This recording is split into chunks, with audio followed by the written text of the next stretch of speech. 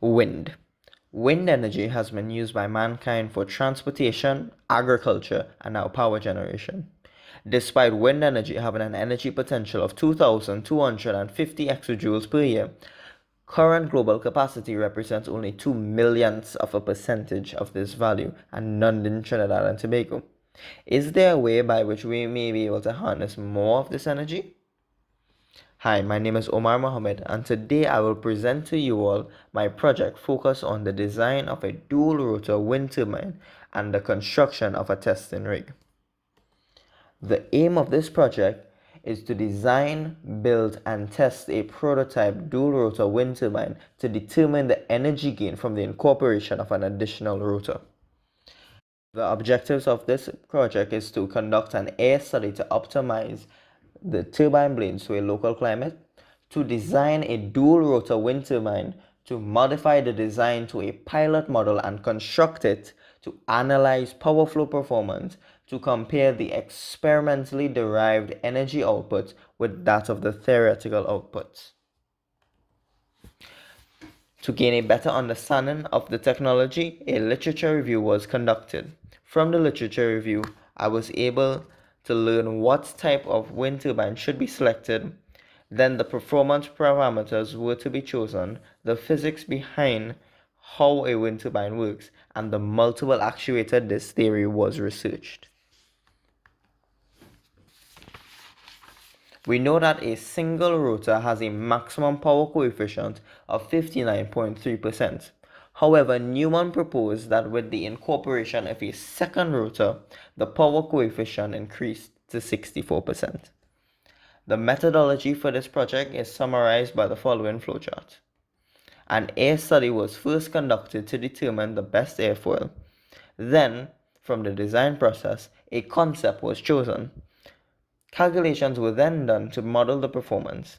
The prototype was then fabricated and tested. Finally, the results were analyzed and then discussed. From the design process, a concept was chosen that best satisfied the requirements. This figure shows the design selected. It represents a traditional horizontal axis wind turbine with another rotor added coaxially downwind. The turbine has a counter-rotating DC generator, yaw mechanism, and gearbox, all of which seek to increase the maximum power gained by the turbine.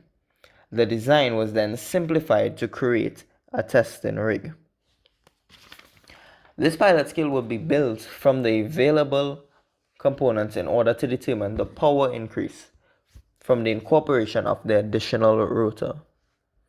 The testing rig consists of two rotors rotating on separate shafts supported by two pillar block bearings each.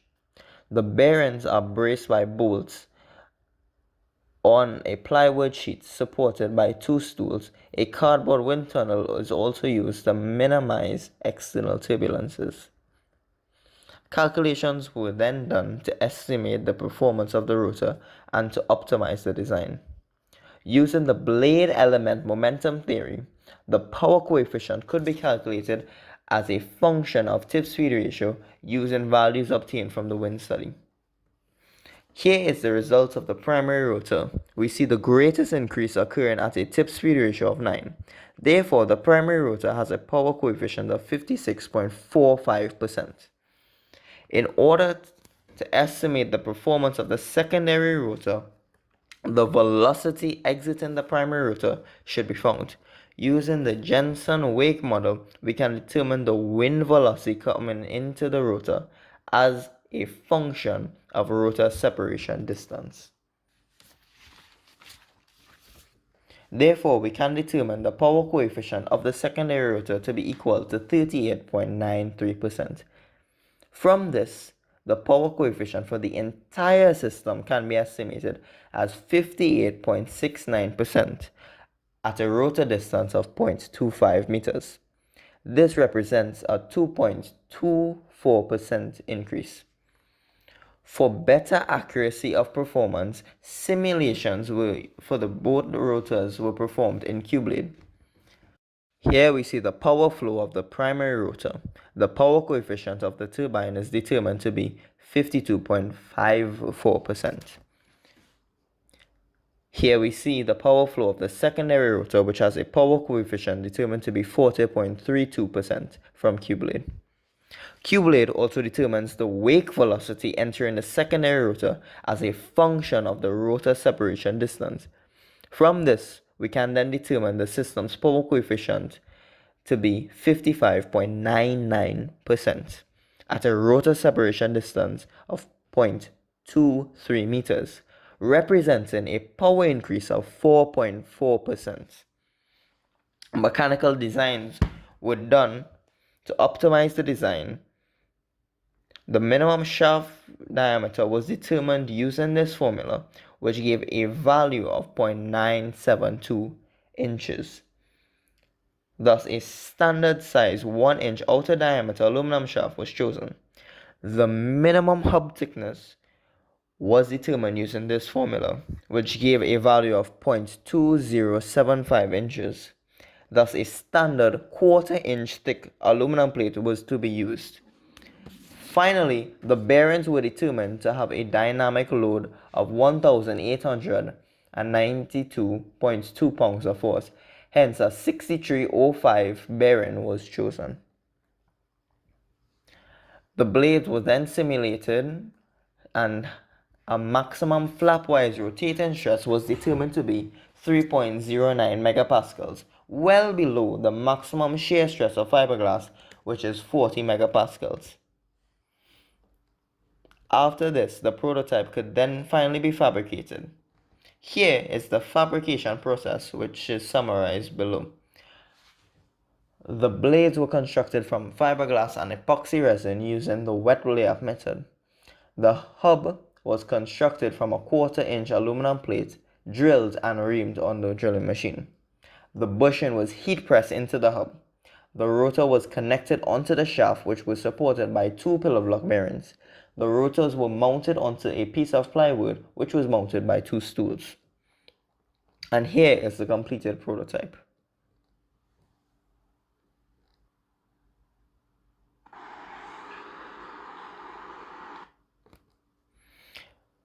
Here we can see the RPM and airflow sensor constructed for the turbine.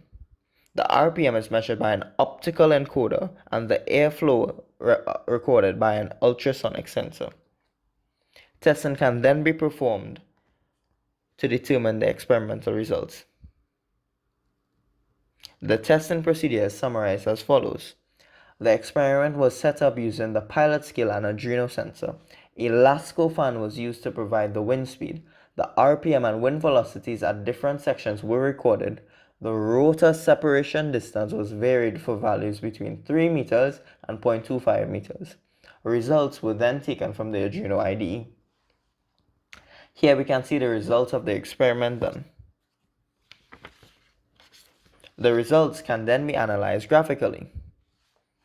This first graph shows the tip speed ratio versus fan speed for the primary rotor. From this graph, it can be inferred that for higher speeds, the rotor's RPM increases exponentially. This graph shows the tip speed ratio versus rotor separation distance for the secondary rotor. This graph shows that the rotational speed is greatest when the incoming speed is the greatest and the rotor separation is the smallest. This graph illustrates the power coefficient gain versus rotor separation. It is shown that we gain the largest increase in power coefficient with high speeds and minimal rotor separation distance. Here's a comparison between the hand calculation simulations and the experimental results. It is seen that the hand calculations have the largest value of power coefficient and the experimental the lowest value. While there is a large disparity between the calculated values and the experimental values, the R-squared values of the series indicate a high degree of correlation with each other. Therefore, our experimental results are validated with the theory. In conclusion, the testing rig was designed and fabricated. The testing rig operated below both the hand calculated and the simulations.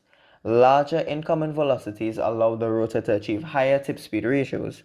The larger the rotor separation distance, the larger the power gain. Results match that which was proposed by the Newman theory. At an incoming wind velocity of 6.258 meters per second, a tip speed ratio of 4.584 and 1.3 were observed for the primary rotor and secondary rotor respectively. At a rotor separation distance of 0.25 meters, a power coefficient of 42.46% was observed, accounting for a power gain of 3.6% extra as compared to a single rotor wind turbine. Some recommendation for future works would be to utilize the testing rig to create a complete wind turbine system with the electric generator so that the power coefficient may be derived using electric power. To conduct an economic analysis of the wind turbine to determine if the addition of the extra rotor is financially viable. To use a RAN simulation to more accurately model the wake velocity. To design the secondary rotor's blades for a downwind performance.